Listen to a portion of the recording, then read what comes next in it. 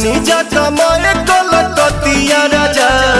मारली सवतिया मतिया राजा जनी जा कमाए कलकतिया राजा मारली सवतिया मतिया राजा लाली ओठ लाली कनवा के बाली सुन होई ना के नथिया राजा जनी जा कमाए कलकतिया राजा मारली सवतिया मतिया राजा जनी जा कमाए कलकतिया राजा मारली सवतिया मतिया राजा।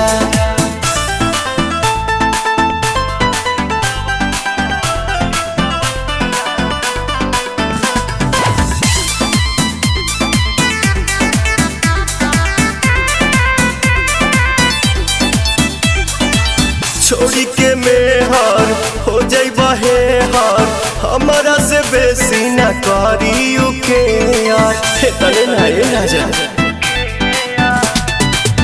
इज्जत के हानि करे पैसा जियानी करे केहू के न सूट बंगाल के पानी करे से जिया पटवा रात भर रोवा मन बना में हरी के बतिया राजा जनी जा कमाए कलकतिया राजा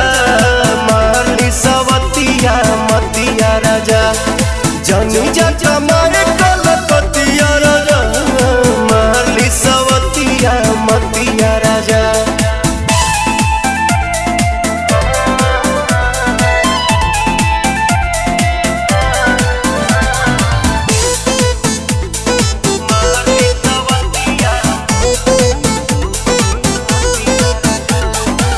बोला ये पवन आखिर गलती कमान बा कुछ के न गम्बा एक लम्बा